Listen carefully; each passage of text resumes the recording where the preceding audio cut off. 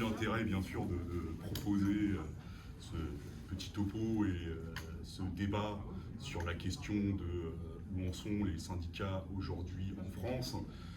Il y a eu des actualités, le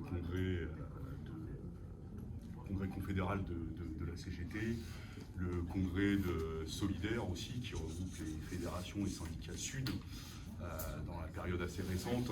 Mais il y a eu aussi et surtout un phénomène assez exceptionnel, c'est-à-dire des structures syndicales qui font à fond de la politique.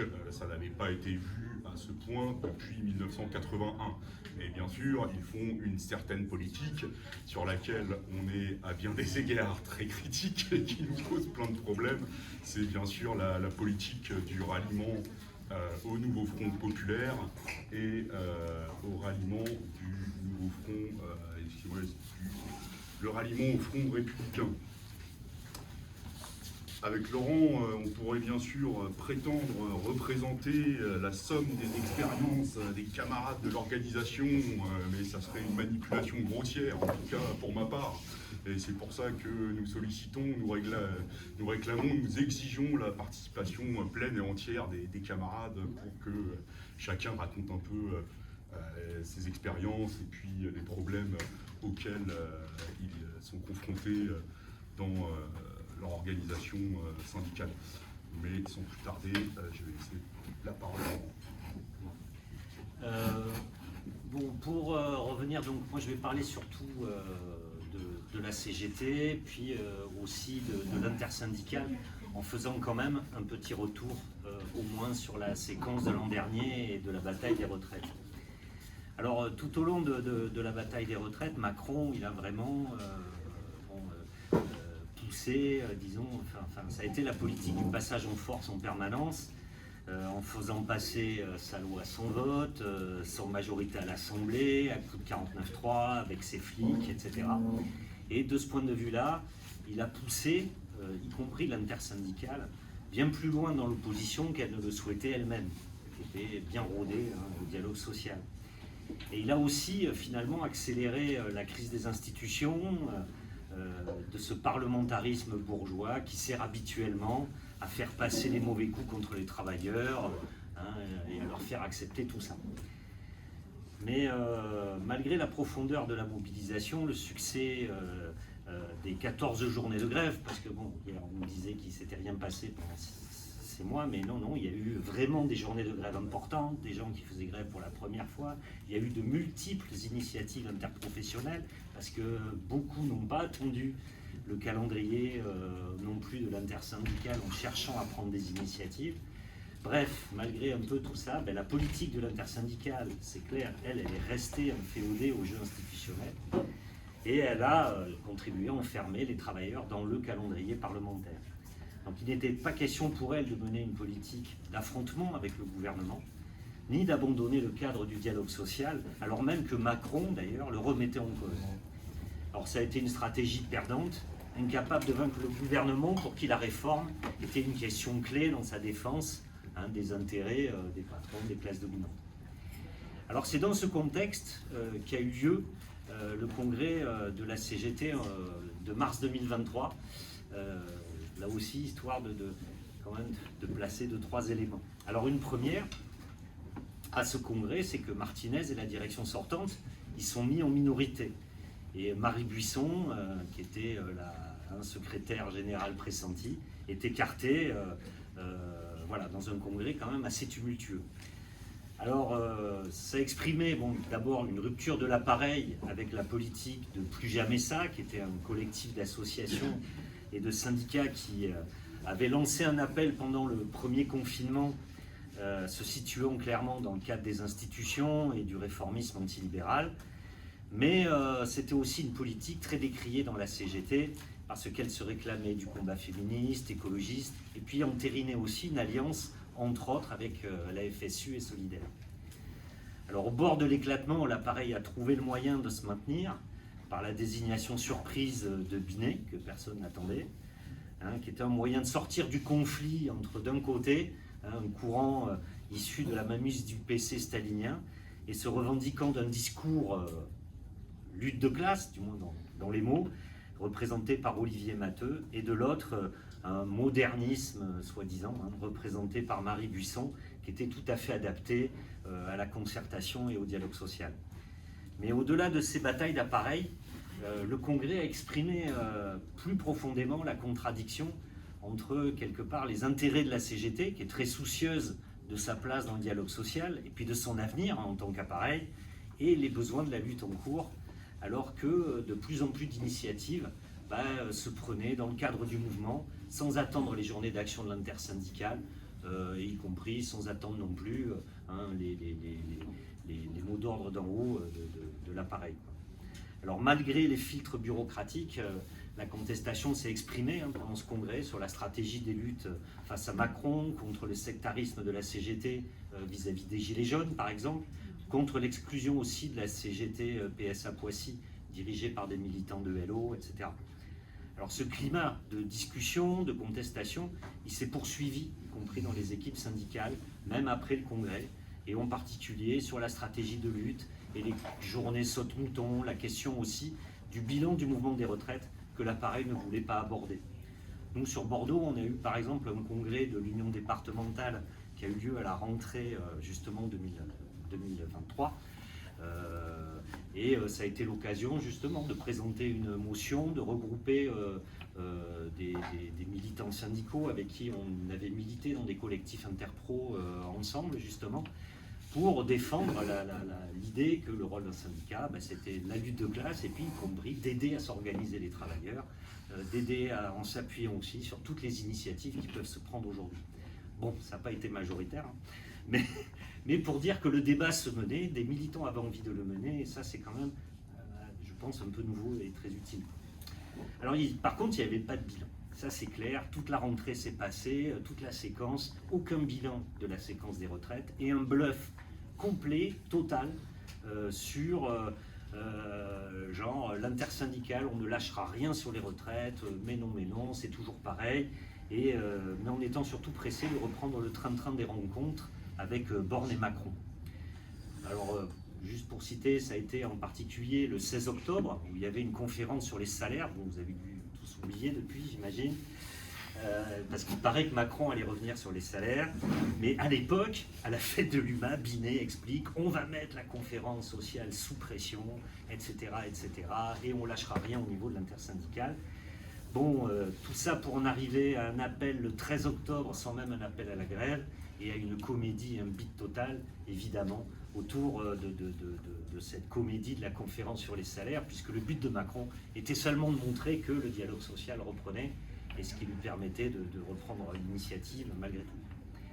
Alors c'est un beat total, une dérobade, et en même temps que l'intersyndicale d'ailleurs, peu après, se mettait en sommeil, comme elle disait, alors que les grèves sur les salaires se développaient au fur et à mesure des NAO dans les différentes entreprises, mais justement, entreprise par entreprise, un peu comme on pouvait dans nos différentes boîtes. Pas question de formuler une politique d'ensemble sur les salaires, pour les 400 € contre l'inflation, avec par exemple la question de l'échelle mobile des salaires, le contrôle des prix, la question des marges des grandes entreprises, quand même en tant que même syndicat, on aurait quand même quelque chose à dire et un moyen de contrôle à avoir. Tout ça face aux capitalistes et au gouvernement. Bon, aucune politique n'est proposée dans ce cadre.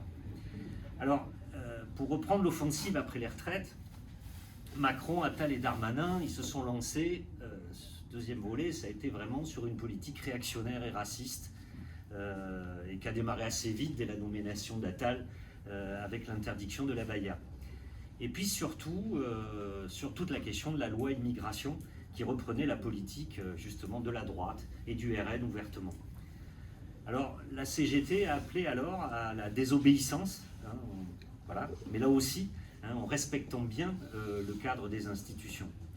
Après avoir refusé de manifester le 14 janvier aux côtés des collectifs de sans-papiers et de la marche des solidarités, la CGT se joint par contre à l'appel du 21 janvier, bien plus consensuel, au nom de la liberté, égalité, fraternité, de la République, avec l'objectif de, je cite, faire pression sur le Conseil constitutionnel.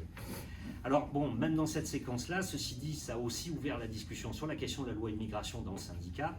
Et moi, je sais que sur l'UL, par exemple, on avait appelé à aller dès le 14 janvier à la manif, y compris il y a eu des syndicats qui ont appelé le 14 janvier en n'ayant rien à cirer de la position confédérale. Mais voilà, ça montrait aussi cette évolution. Pardon. Excusez-moi. Donc, et Binet, d'ailleurs, dans cette partie-là, elle a un positionnement qui est vraiment défense des institutions et du système, puisque, y compris, elle demande à Macron de ne pas promulguer la loi, car, je cite, « Le président de la République a la responsabilité de rassembler le pays, de faire respecter nos principes républicains. » Ça, en ce moment, les syndicats, ils en parlent beaucoup du respect de la République. Mais c'était vraiment sur cette politique-là. Au lieu justement d'appeler à combattre Macron, à combattre le gouvernement, ses choix politiques réactionnaires, tout ça en toute indépendance de classe. Alors la séquence des législatives qu'on vient de vivre, je ne vais pas redévelopper sur la dissolution et tout ça, après les élections européennes, elle s'est inscrite finalement dans la même politique, mais tout en ouvrant le débat sur l'intervention justement, sur le terrain politique dans la CGT. Depuis... Rémi le disait tout à l'heure, depuis des années, la CGT refusait d'appeler à une liste de gauche pour le premier tour des élections, suite à la politique de la gauche après 81, en particulier, époque où le PC stalinien avait la totale mainmise sur l'appareil. Voilà. Mais, ceci dit, cette relative indépendance, entre guillemets, elle servait surtout à l'appareil, aux bureaucrates qui nous brandissaient la charte d'Amiens pour combattre les militants révolutionnaires dans la CGT. Et là, de fait, le discours a quand même un peu changé, et une politisation, en tout cas, a eu lieu durant cette séquence de la dissolution et des législatives. Parce qu'il est évident que l'offensive réactionnaire actuelle, de Darmanin à Bardella en passant par Ciotti, comme l'offensive sociale des patrons, voilà, plus largement, sont complètement liées. C'est bien une offensive globale des classes possédantes qui se battent pour leur profit dans une période de concurrence acharnée. Elles sont prêtes à confier le pouvoir, y compris à l'extrême droite ou à la droite extrême, pour dévoyer la colère des travailleurs. Elles anticipent quelque part la crise provoquée par leur propre politique d'austérité, de recul des salaires, de casse des services publics, etc. Et c'est d'ailleurs ce que reprenait Binet en décrivant, là je cite, la situation comme un basculement du capitalisme qui devient franchement autoritaire, pour qui la démocratie est un problème. Ils ont besoin de faire alliance avec l'extrême droite pour pouvoir continuer à s'accaparer nos richesses. Alors oui, c'est sûr, de ce point de vue-là, il n'est pas possible d'abandonner le terrain politique, mais reste à savoir quelle politique défendre. Et une politique d'indépendance de classe, d'affrontement face aux classes possédantes et au gouvernement, ou le ralliement à la gauche gouvernementale, voire au fond républicain. Bon, de ce point de vue-là, évidemment, les appels qu'on a très vite vu passer n'ont pas laissé beaucoup de doutes. Le 18 juin, en particulier le CCN donc de la CGT, alors après quand même un certain nombre de discussions, parce que ça ne s'est pas passé visiblement aussi simplement que ça. En tout cas, le CCN considère que le programme du nouveau Front populaire est celui qui répond le mieux aux attentes et aspirations des travailleuses et des travailleurs et qui ouvre le plus de possibilités de mobilisation gagnante. Donc de fait, c'est bien une position, le CCN prend en fait très vite une position qui formule un ralliement au programme de cet attelage de la gauche qui va de Mélenchon à Hollande, en passant par, y compris Rousseau, ministre de Macron. Bon, nous, ça nous a un peu parlé, c'était notre ancien directeur à la Monnaie, je travaille à la Monnaie, voilà, où on fait l'euro, c'était notre ancien patron. Parce que non seulement il a été directeur de cabinet de Borne pendant les retraites, et c'est un spécialiste du dialogue social, comme on dit, et cherchait à faire asseoir les syndicats pour la saloperie qu'il y avait, il était aussi directeur de cabinet, dans le cabinet de Valls pendant la loi travail. Donc c'est vraiment une spécialisation. Et voir que celui-là s'était rallié à l'attelage donnait un peu la mesure de tout ça. Alors cette position de l'appareil, elle a préparé le ralliement au Front républicain, au deuxième tour, de la gauche syndicale et politique, au point d'appeler à voter pour Borne et Darmanin pour faire barrage au RN, et tout ça au nom de la République et des institutions en danger. Alors une politique d'ailleurs partagée par l'intersyndicale, puisque la CFDT, la FSU, Solidaire, ça je pense qu'on pourrait justement un peu discuter de tout ça dans le débat, au nom de la lutte contre le fascisme, aboutit justement à ce ralliement au pouvoir et à Macron de fait. Y compris ça, c'est allé jusqu'au 18 juillet, où par exemple, alors ça a démarré par les cheminots, mais ça a été suivi par l'intersyndicale, ou du moins en tout cas par la CGT. Il y a l'appel a manifesté devant l'Élysée, là, enfin, au nom de la démocratie et la République ont gagné, les exigences doivent être entendues, etc., qui est une véritable manif de soutien au NFP pour faire aller dans ce sens, quoi. Mais y compris en plus dans le cadre d'une politique où on va interpeller Macron pour ça, c'est-à-dire prétendre gouverner avec Macron, qui est vraiment renforcé et finalement se plier à sa politique, parce que sans parler, enfin réclamer une cohabitation, c'est y compris laisser à Macron, qui laisse d'ailleurs complètement la main sur la politique internationale, la politique militariste et nationaliste, c'est vraiment, enfin voilà, de fait, s'intégrer complètement dans le système et ses institutions. Et tout ça d'ailleurs, alors qu'au même moment les décrets sur la loi immigration venaient juste d'être publiés, que ceux de la réforme de l'assurance chômage doivent suivre avec une prochaine réforme sur les retraites. Parce que quel que soit le gouvernement et la crise parlementaire, enfin on va voir ce que tout ça, ça va accoucher, c'est clair que ça va être la politique qui est dictée devant est une politique d'offensive. Rien que sur la question de la dette, je ne sais pas si vous avez vu, la Commission européenne réclame un remboursement de 100 milliards sur 4 ans. Enfin, c'est 100 milliards d'économies sur 4 ans, c'est 25 milliards par an. Voilà, alors qu'on continue à filer 200 milliards au patron, et ça, il est hors de question de revenir là-dessus, sauf un affrontement, voilà, vraiment, et avec le gouvernement, avec le patronat. Mais le ralliement, ceci dit, il est loin d'être acquis dans les équipes syndicales, et les discussions, elles ont été très nombreuses. Voilà, dans les UL, dans les équipes syndicales. Et y compris, il y a un vrai décalage, moi je vois même entre ce que peut dire l'UD et les mots d'ordre qui tombent, et ce qui se discute dans les équipes, dans les entreprises, etc., où les gens, enfin, ça aussi on pourra se raconter, mais il y a vraiment de la différence. Nous je vois sur une union locale sur Bordeaux, sur plusieurs d'ailleurs, on a fait des appels à voter sans mentionner le NFP, c'est-à-dire à voter contre l'extrême droite, à voter contre Macron, qui a été l'occasion de dire oui, il faut faire de la politique, bien sûr qu'il faut faire de la politique, mais pas question de faire confiance à ces gens-là, pas question de se repointer là-dedans, il faut qu'on soit indépendant. Et même des copains du PC qui voulaient au départ nous remettre bien dans la ligne qui était décidée, etc., et ben c'était pas si simple, parce que même parmi eux, certains disaient bon, c'est bon, 81 gelés, toujours en travers, et oui, il faut garder notre indépendance. Et il y a pu avoir pas mal de discussions là-dessus. Pareil, des camarades, y compris là, en particulier après le vote le Front républicain, là était vénère, parce qu'y compris, comment convaincre des collègues qui se sont complètement égarés en votant RN, si les gens appellent à voter pour des macronistes, pour des gens qui ont fait la réforme des retraites, etc. Enfin, tout ça avait voilà, suscité quand même beaucoup de discussions et de méfiance. Alors méfiance que l'appareil d'ailleurs tient un petit peu compte, hein. Binet chante un petit peu la chanson de ceux qui disent quel que soit le résultat, de toute façon il faudra qu'on se batte, il faudra les avoir à l'œil, on ne pourra pas leur faire confiance, etc. Ça, elle reprend un peu cette chanson-là, mais on voit bien qu'il s'agit maintenant que justement c'est à la fois, alors quelles initiatives vont se prendre au niveau des grèves, pour le moment, bon, elle a juste lancé l'hypothèse de quelque chose fin septembre, nous verrons. Mais par contre, je crois qu'il y a vraiment une discussion à mener dans les syndicats pour dire oui, il faut faire de la politique. Ça ne s'arrête pas aux élections et ça ne s'arrête sûrement pas à toujours se foutre derrière les politiciens.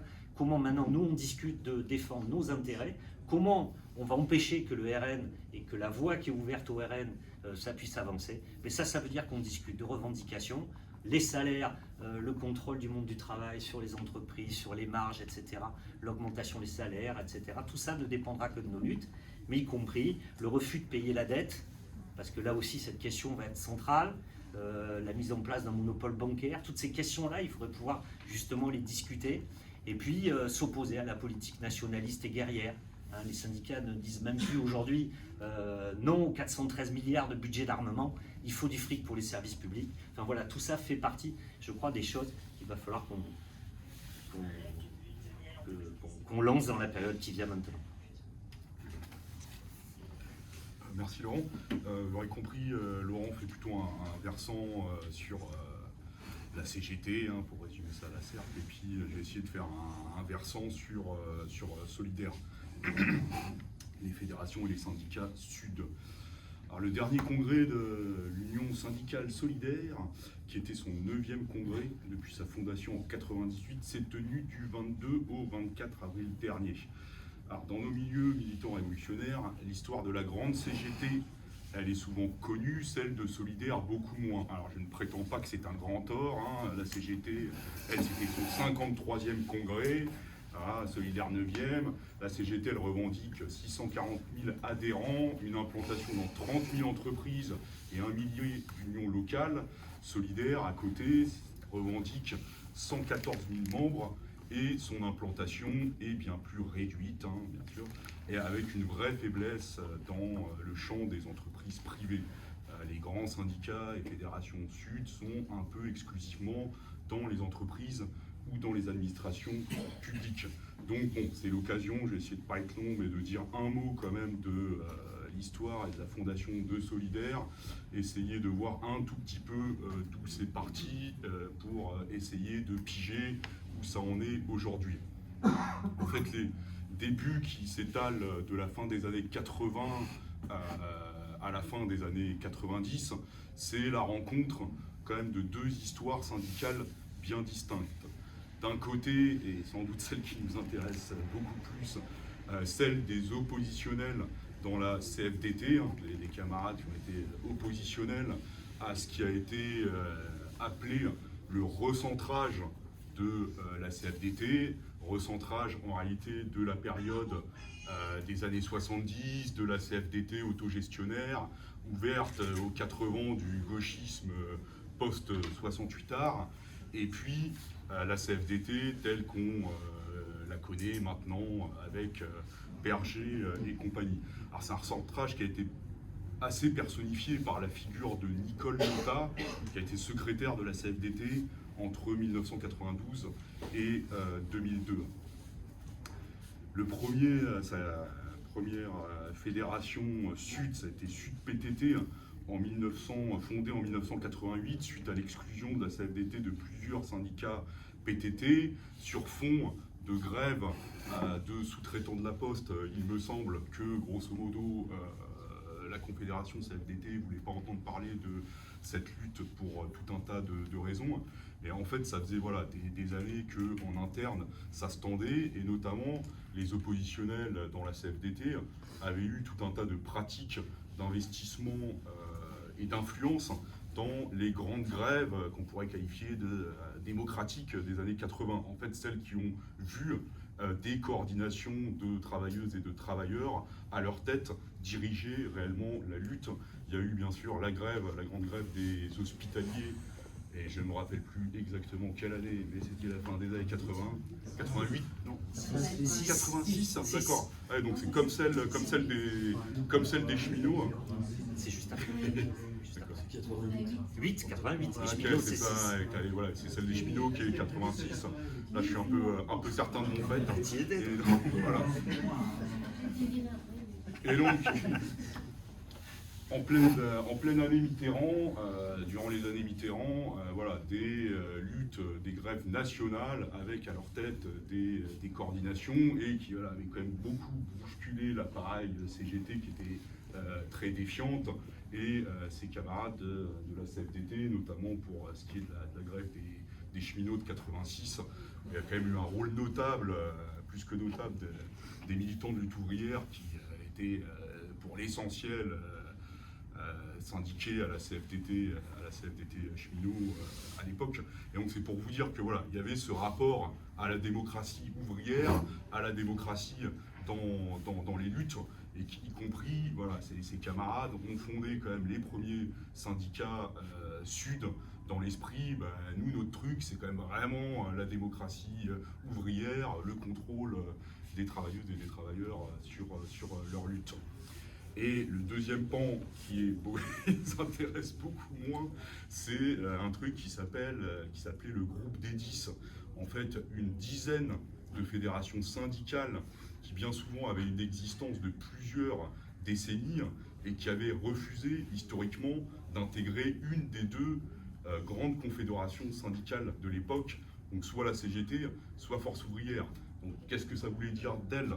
Ça voulait dire ok, elles ne sont pas fans du Parti communiste français, elles ne sont pas non plus anticommunistes, parce que quand même, Force ouvrière, à sa fondation, c'était un peu clairement comme ça que ça apparaissait, mais ça ne suffit pas à en faire une ligne politique. Et je vous donne quelques exemples de qui composait ce groupe des 10. Par exemple, la Fédération autonome de la défense nationale, bon, ok. La Fédération générale autonome des agents de conduite de la SNCF, la FJAC, qui est donc un syndicat corporatiste d'agents de conduite qui considère que les agents de conduite ont des intérêts particuliers qui nécessitent de ne se syndiquer qu'entre eux, et pas du tout avec le reste du monde cheminot.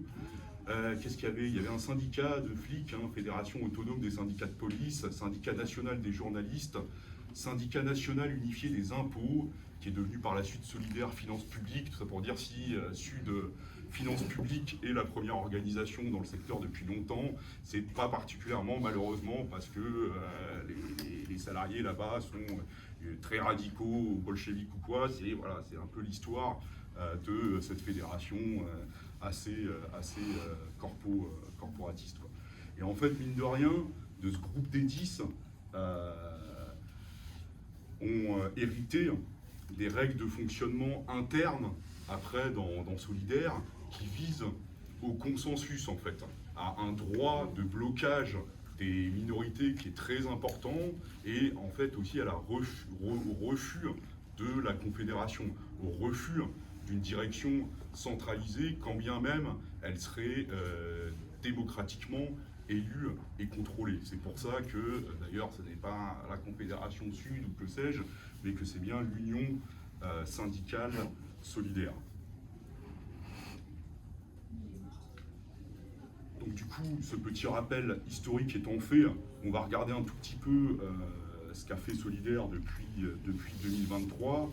Et effectivement, bon, Laurent en a déjà parlé, je ne vais pas avoir besoin d'être très long, mais les deux grands actes de Solidaire depuis 2023, c'est effectivement, durant la réforme des retraites, quand même l'alignement dans l'intersyndicale de bout en bout, jusqu'à d'ailleurs quelque chose qui aurait pu être un peu, qui aurait été que symbolique et qui leur coûtait pas grand-chose, ça aurait été de dire de refuser la rencontre à Matignon avec Macron au moment où il recevait, c'était avec Borne du reste, au moment où elle recevait les syndicats, tout en ayant préalablement déclaré « mais je ne retirerai rien du tout, mais voilà, discutons tout de même ». Voilà, Solidaire a fait ce choix d'y aller tout de même. Bien sûr, les dirigeants de Solidaire peuvent raconter que, mais regardez, nous avions notre propre position que nous avons exprimée, qui était celle de l'appel à la grève générale à partir du 6 mars 2023, machin et tout.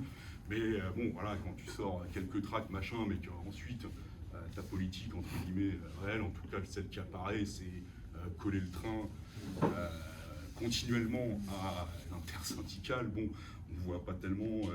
avec en plus vraiment une affirmation de c'est ça qui est très important, l'unité syndicale. Dans l'acronyme Sud, le U ne veut-il pas dire unitaire, quoi. Alors là, sauf que bon, ça a abandonné toute la discussion sur mais quelle unité, pour quelle politique, pour quelle perspective. C'était un peu l'unité à tout prix, et en l'occurrence sur le plus petit dénominateur commun qui forcément faisait la part belle à la direction de la CFDT. Alors, on l'a dit, il y a eu le 9e congrès de Solidaire assez récemment, c'était en 2024, début 2024, je crois. Non ? En avril. Avril 2024, effectivement. Et en fait, d'ailleurs, cette politique d'unité syndicale un peu à tout prix, elle n'a quasiment pas été remise en cause au cours du congrès, à part par des camarades à nous, qui avaient pu avoir mandat de leur structure pour exprimer et porter des critiques sur cette affaire. Et en fait, au contraire, ce qui s'est exprimé vraiment majoritairement dans le Congrès, c'est plutôt l'inverse, quoi. Ça a été une forme de glorification de l'unité syndicale comme ayant été une conquête formidable et fondamentale de ce mouvement, des choses que pouvait tout à fait dire Sophie Binet derrière. Certains se laissant même aller à qualifier la lutte contre la réforme des retraites de victorieuse, quoi. Voilà, nous avons gagné la précieuse unité syndicale qui, maintenant, vous allez voir ce que vous allez voir, nous avons réuni les conditions pour leur rouler dessus. Alors, peut-être qu'une des raisons de ce positionnement, qui est de toute évidence excessif, c'est qu'un certain nombre, effectivement, de syndicalistes sud, qui se sont trouvés être minoritaires, voire très minoritaires, ils se sentent quand même un peu à la croisée des chemins, quoi. En fait, Solidaire, elle revendique aujourd'hui le même nombre d'adhérents qu'en 2014, 114 000. Donc voilà, pas de baisse, mais pas de progression, une stagnation certaine depuis 10 ans, et les objectifs initiaux quand même de la fondation qui étaient de concurrencer peu ou prou la grande CGT, ils semblent très très éloignés. Mais en plus, il y a cette affaire bien sûr d'intersyndicale, cette affaire aussi dont a parlé Laurent, de plus jamais ça. Il y a des syndicalistes de Sud qui sont tentés en fait par des formes de fusion, dissolution avec d'autres structures syndicales et qui étaient venus discuter à ce congrès, mais quand même, est-ce que Sud-Éduc pourrait pas fusionner dans la FSU? Est-ce qu'on n'a pas des moyens de fusionner, se dissoudre dans des syndicats, dans la fédération CGT à certains endroits? D'autres étaient venus promouvoir l'idée d'intersyndicale permanente au niveau local pour continuer à faire vivre le grand esprit de l'intersyndicale nationale de la réforme des retraites, mais voilà, c'était en plus conçu comme des intersyndicales très par en haut. Sinon, pour le reste du congrès, mais je vois qu'il y a des camarades qui, contrairement à moi, y ont participé, donc je les laisserai donner les détails nécessaires.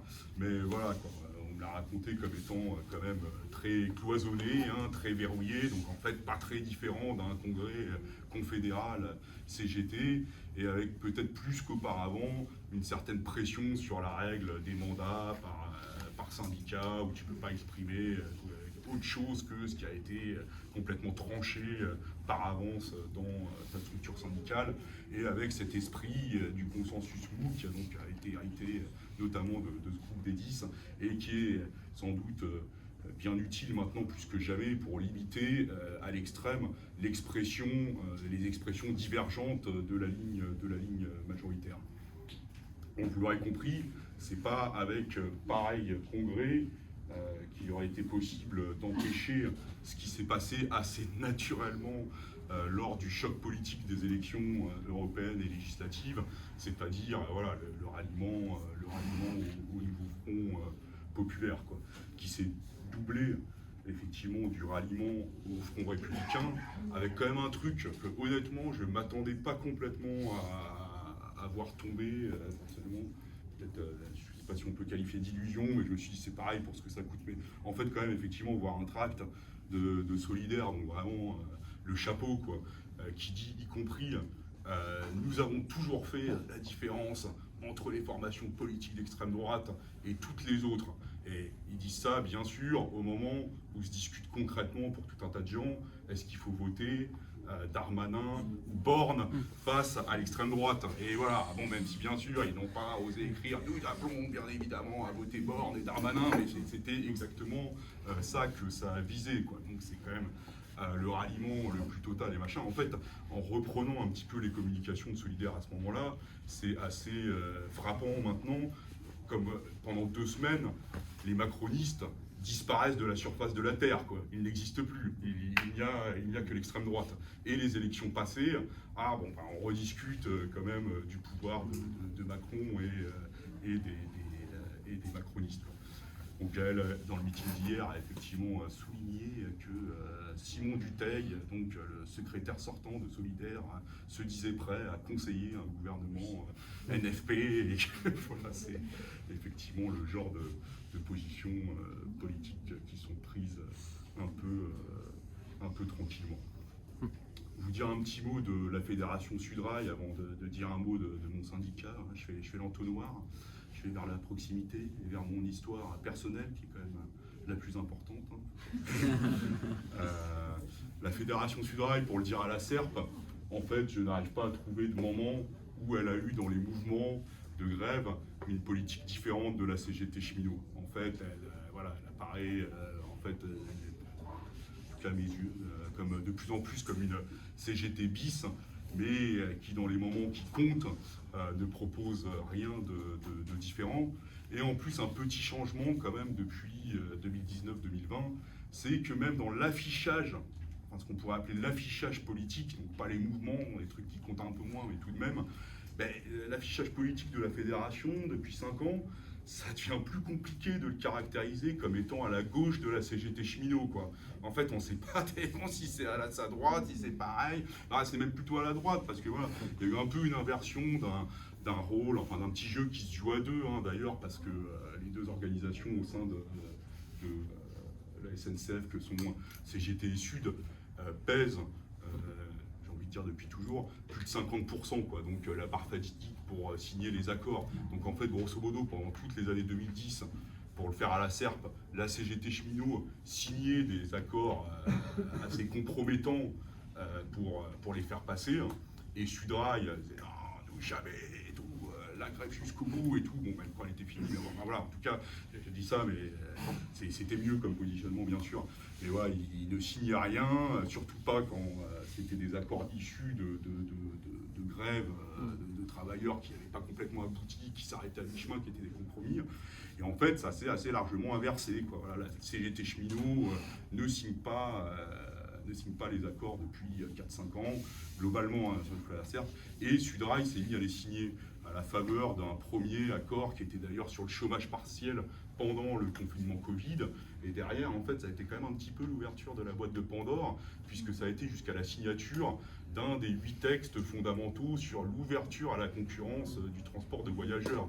Alors bien sûr, en interne, les camarades disaient, mais regardez, si on le signe, c'est parce que c'est le moins dégueulasse de tout, ça donne des vraies garanties au niveau de la branche, pour ceci, pour cela, machin.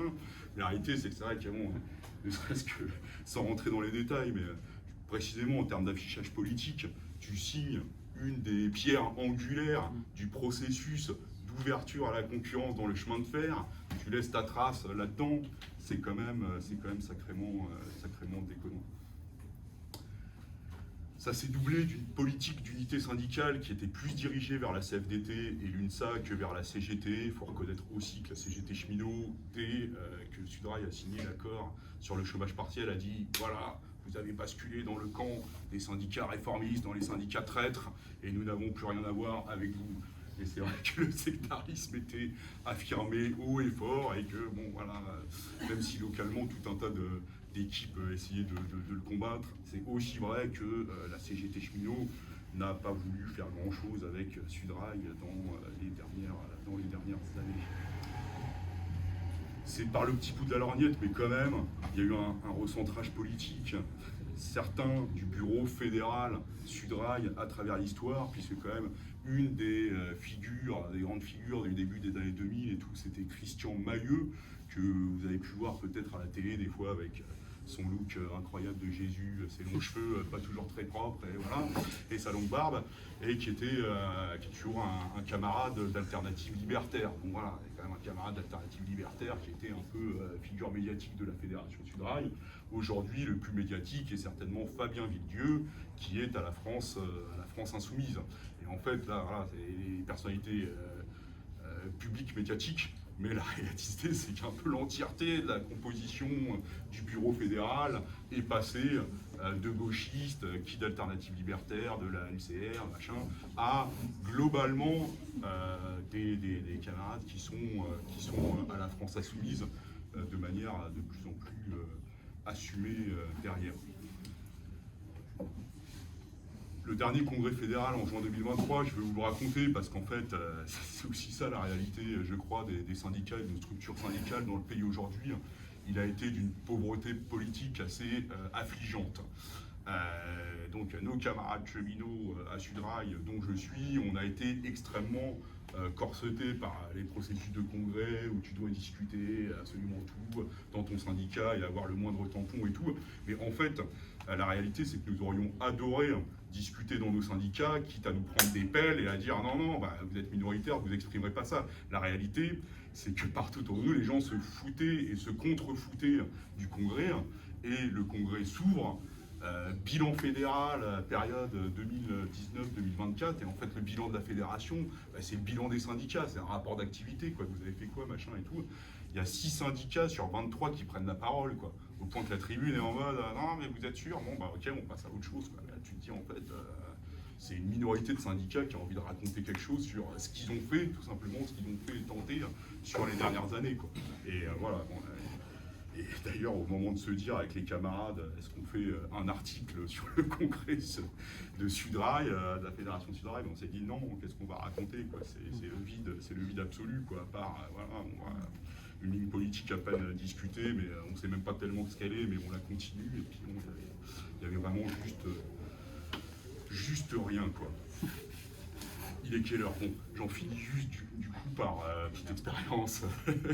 Dans le syndicat Sudrail Saint-Lazare, bon, pour raconter vite fait que le positionnement de mon syndicat par rapport au choc électoral qui s'est produit, c'était de dire, grosso modo, oui, pour le NFP, mais à la condition qu'ils reprennent ceci, cela, enfin telle revendication, dont on n'était pas complètement certain qu'ils les reprendraient. Et d'ailleurs, alors le grand flou sur la retraite à 60 ans, machin, etc., quoi, c'était ça.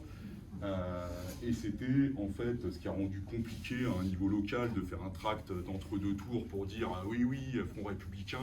Bon, ça j'ai un petit peu réussi quand même à ce que le titre ça soit contre l'extrême droite et tous ceux qui leur pavent la voie, et que le premier paragraphe en fait ça soit une dénonciation du macronisme, quoi. Mais je vous raconte le point positif. Après, ça c'est les écrits, machin, ce qui parfois peut se passer un peu en haut des structures.